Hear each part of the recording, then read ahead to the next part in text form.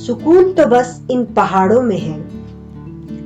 यूं ही नहीं, इंसान इन वीरानों में बसा। पहाड़ों में जीवन जीना भी एक वरदान है। हर किसी के नसीब में नहीं इन पहाड़ों में एक आशियाना बनाना। स्कंद पुराण के केदार खंड अध्याय में स्वयं महादेव कहते हैं, जिस प्रकार मैं अनादिकाल से हूं, यह केदार खंड भी उतना ही पुराना है। इस केदार खंड में जन्म लेना देवताओं के लिए भी दुर्लभ है। आज का मनुष्य अपनी व्यस्तता भरी जिंदगी से ऊब कर इन पहाड़ों में सुकून तलाशने आता है। आज की पीढ़ी का सपना है पहाड़ों में घूमना और दूर पहाड़ों में कहीं बसना, साथ ही सुकून भरी जिंदगी व्यतीत करना। आज की युवा पीढ़ी को देखकर ही गीतकार ने पहाड़ों में बसने पर अनेक गीत बनाए हैं। वर्तमान में एक गीत बहुत प्रसिद्ध हुआ, जिसके बोल हैं, पहाड़ों में मेरा बसेरा है, गले में मफलर तेरा है, इसको तू आधा ओढ़ ले।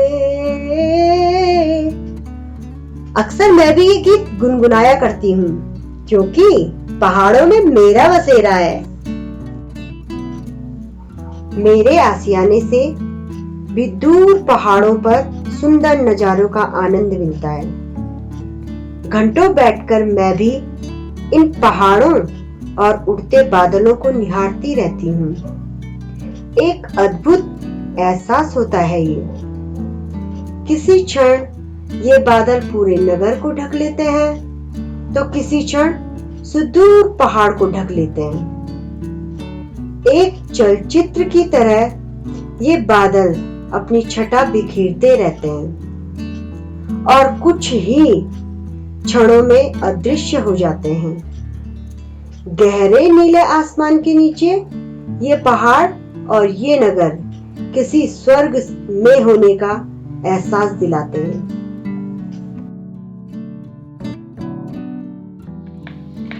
इतना सुकून कहीं और कहां। ये सुकून ही तो है कि आप अपनी दिनचर्या को बिना किसी तनाव के पूर्ण कर सकें और उस दिनचर्या को करने में एक सुखद एहसास हो। एक सकारात्मक ऊर्जा होती है इन पहाड़ों में। आप बस मंत्र मुग्ध होकर, आनंदित होकर जीवन में और समय चक्र में लीन हो जाते हो। किसी गीतकार ने खूब कहा है, मेरा दिल पहाड़ों में, झीलों के किनारों में बसता है, बसता है।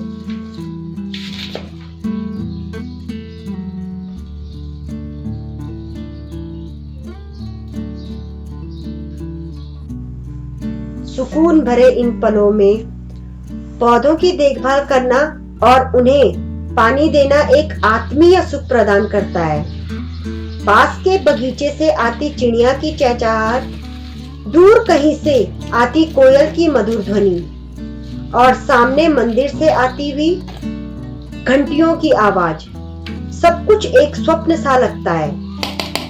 इन पहाड़ों में आकर और इन पहाड़ों की खूबसूरती को देखकर हर मनुष्य के मन में ख्याल आता है कि कितने फुर्सत से विधाता ने इस संसार को रचा होगा।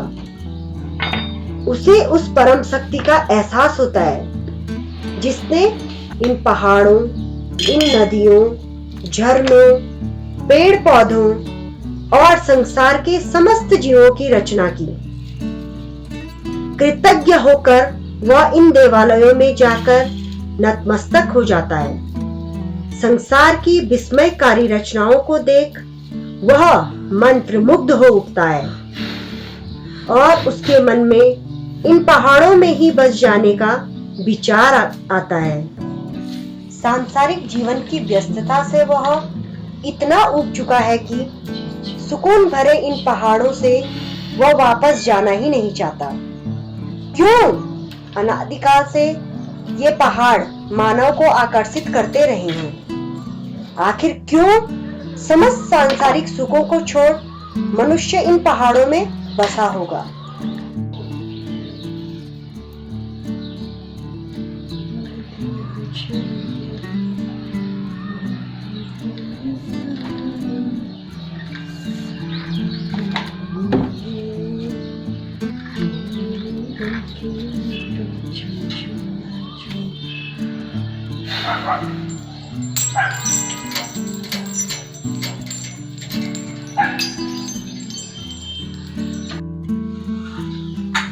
इसी सुकून को ढूंढते हुए हर वर्ष लाखों सैलानी हमारे जोशीमठ नगर में आते हैं।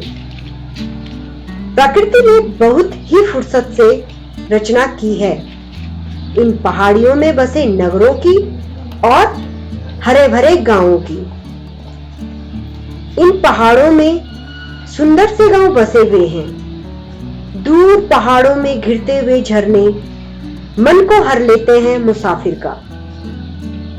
चारों दिशाओं में फैला ये सुंदर सा नगर और इसके चारों तरफ सुंदर सी पहाड़ियां और उन पहाड़ियों पर बसे सुंदर से गांव। बहुत ही फुर्सत से रचना की होगी प्रकृति ने।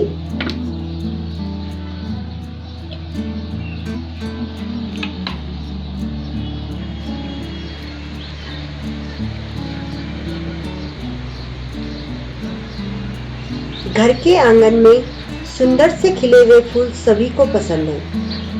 शायद मनुष्य की इसी पसंद को देख सुदूर पहाड़ों में प्रकृति ने फूलों की अनेकों प्रजातियां व उनका विकास किया होगा।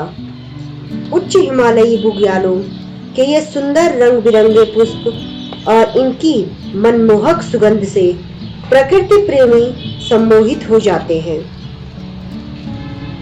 बहुत ही सुकून भरा वातावरण तैयार करती है प्रकृति।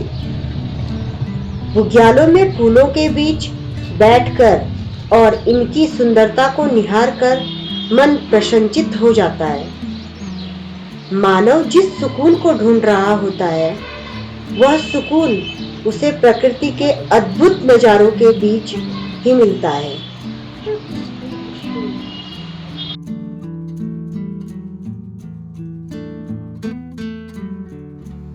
पहाड़ों की विषम परिस्थितियों में जीवन नीरस होता अगर प्रकृति ने इसमें रंग बिरंगे रंग न भरे होते।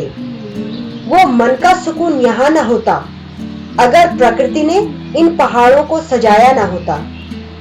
युवाओं के मन में पहाड़ों में घूमने की लालसा न होती अगर इन वीरानों में प्राकृतिक सुंदरता और मन को सुकून देने वाली शांति न होती।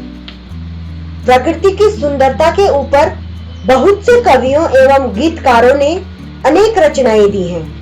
गढ़वाल के सुप्रसिद्ध गायक श्री नरेंद्र सिंह नेगी ने पहाड़ों की इस सुंदरता पर अनेक गीत दिए हैं।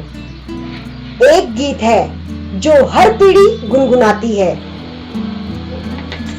मेरा डाली काठियों का मुल्क जलो बसंत ऋतु मां जैली बसंत ऋतु मां जैली हैरा बण बाबुरा सी को फूल जब बनाग लगाना होला पीला पाखो माफ्यूली को फूल पीला रंग मारंगाना होला बसंत ऋतु जैली। दोस्तों आशा करती हूँ आपको आज का ब्लॉग पसंद आया होगा। पसंद आए तो लाइक शेयर एंड सब्सक्राइब करना बिल्कुल भी मत भूलिएगा। कमेंट बहुत कम है, लाइक बहुत कम है, प्लीज बढ़ा दीजिए और मिलती हूँ अगले ब्लॉग में। जय बद्री विशाल दोस्तों। तुझको बुलाए रे मुसाफिर मेरे उत्तराखंड में बद्री दिलों के ओढ़नी वादियां गीत सुनाए मीठे मीठे मेरे